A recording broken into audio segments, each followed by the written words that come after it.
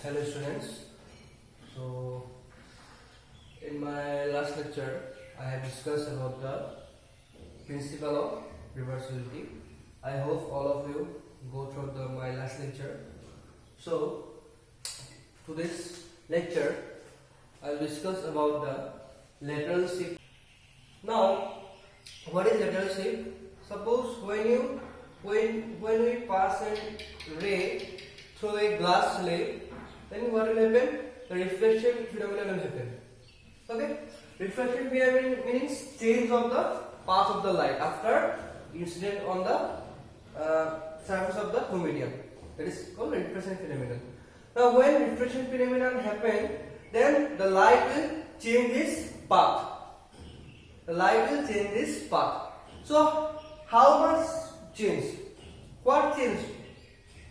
What the distance between the at what distance the light, the refracted ray change?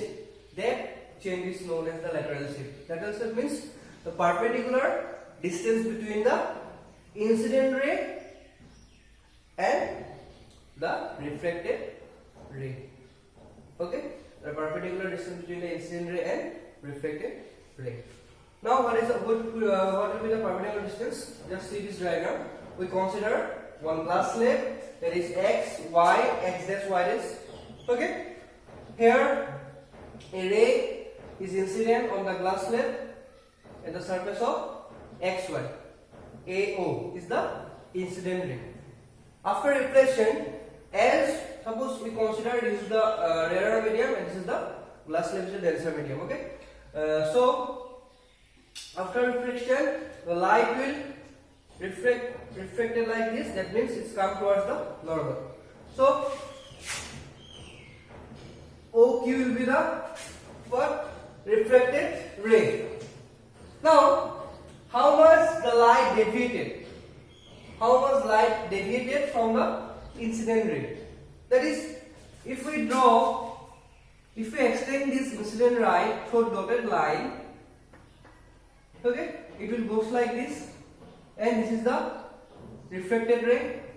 After reflection, OQ will be the refracted ray. Now, the perpendicular distance between this refracted ray, that means we have to take at the point of the two surface.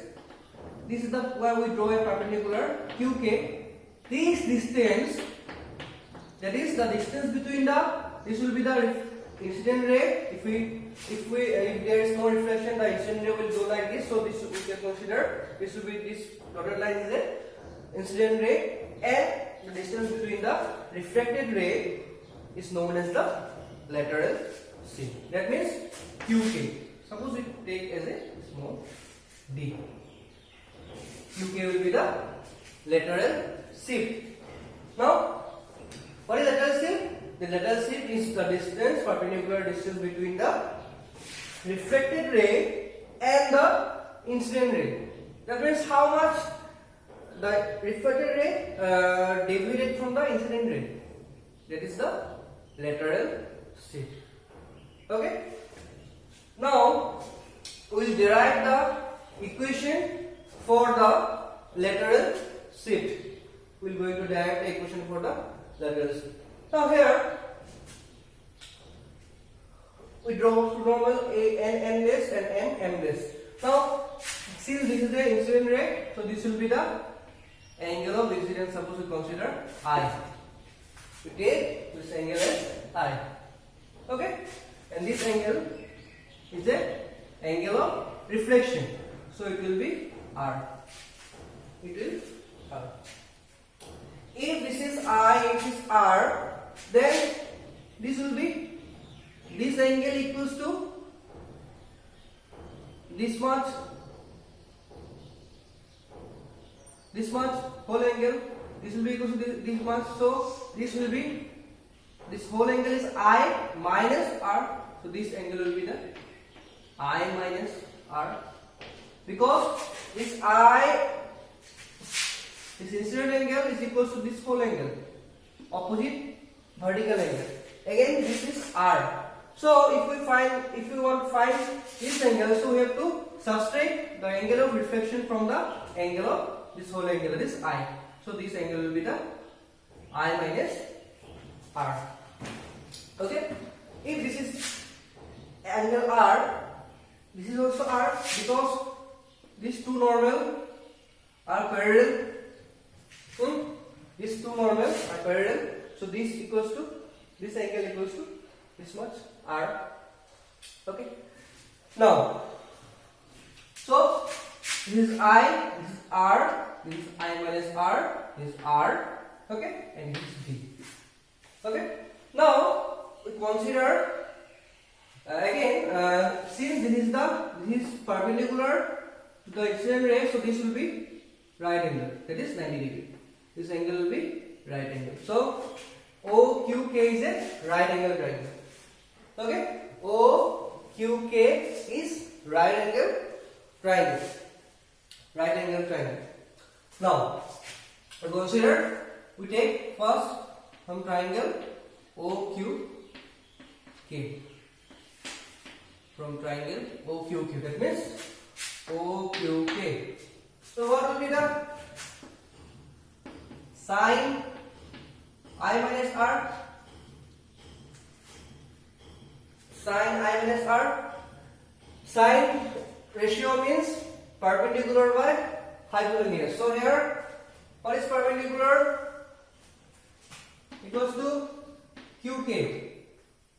This is QK. And what will be the hypotenuse? That is OQ. That is, hypotenuse is OQ. Okay. So this equation will be sine I minus R equals to D by OQ. D by OQ. This equation is D. Give it equation number 1. Give it equation number 1. Okay. So we got sine I minus R equals to D by OQ. Now again, we will consider this triangle OQ and this. What will consider? OQ and this. So now from triangle OQ and this, what will be the cos R? Cos R means, cos ratio means base by hypotenuse. So here this is the angle, so base will be OMS, and what is hypotenuse? OQ. OQ will be the hypotenuse. Okay. Now we consider the glass slab of length how much? T. So O and this will be equals to T. This much equals to this one. The glass slab of thickness T. So cos R will be, O in this is T, and OQ we take same. So here from here OQ equals to T by cos R. T by cos R. By equation 2. By equation 2. T by cos R. Okay. Now we have to put this value equation 2 value in equation 1. So